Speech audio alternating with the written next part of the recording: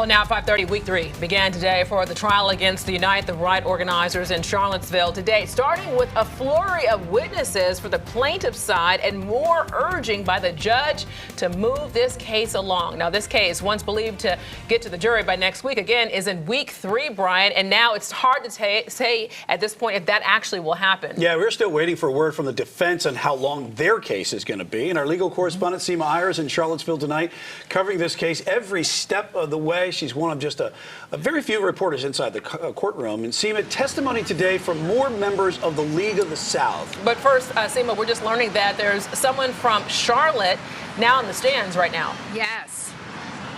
Actually, I was running out to come here to talk to you guys, and then all of a sudden, a new witness takes the stand via deposition testimony, and he is from Charlotte, North Carolina. And let me just remind you guys, you know, this is the circuit that includes both North and South Carolina, and a lot of the people involved came from the Carolinas. But all I know at this point is his name is Vasily. He is not a defendant in this case, and he was affiliated with a group called the Daily Storm Book Club. I don't think it's like an Oprah book club, but I'll find out more, of course, and I'll report back later. But let's get to League of the Souths. We heard from Michael Tubbs today, and Michael Tubbs really reflected a lot of what Michael Hill said last week, and that is their organization, Southern White Nationalists, craving to go back to the time of the Jim Crow South. And where he really got caught up, guys, is he kept saying that he was just trying to rescue his people from Antifa. However, he was confronted with an email where he said that not only did he expect violence, maybe even hoped for violence. And finally, he was confronted with a tweet that said James Fields did nothing wrong. James Fields is the one who drove into the crowd of protesters. Guys. We've been following this case from the very start. A new attorney and plaintiff Marissa Blair also took a stand as well. Yeah, she was saved from getting mauled by James Fields' car, yet she was still traumatized. Did she come across as impressive as she sounds? You know, what impressed me, of course, is someone who was able to pass the bar exam, going through all that she has gone through, and she just passed the bar exam. But she was caught a bit, and Chris Cantwell did a good job in his cross-examination, because what she said at some point was she was so traumatized she could no longer read. And he said, well, how did you pass the bar exam, right? How would you able to pass the bar exam if you can't read? And they went back and forth, and he even said, do you mean read fiction? Do you mean read stories? And then she kind of caught herself saying, well, I mean that maybe I would have performed better if I didn't go through this. So listen, it is what it is.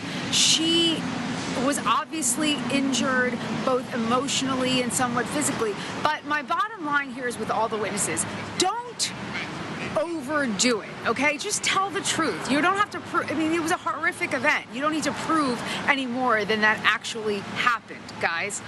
Prosecutor coming out, and you're right there for sure, Seema. And also a social media manager also testified, which truly shows how organized some of these groups are, right? But the witness, Thomas Russo, is not a defendant from what we understand on this case. Can you explain that a little bit? You know, I'm actually trying to explain it, because Thomas Russo took the stand. He took credit for promoting the rally. He said he organized the rally, but yet he is not a defendant. And the only thing, and again, I was just researching the file to try to figure this out.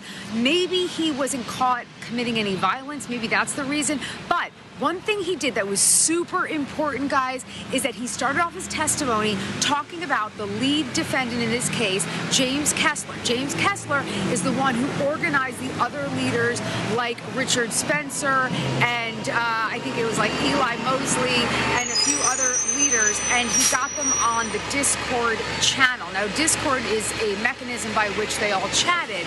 So the strong part for the plaintiff is that Thomas Russo is really putting all these players together, the leaders, putting the organization together so they are able to prove this conspiracy.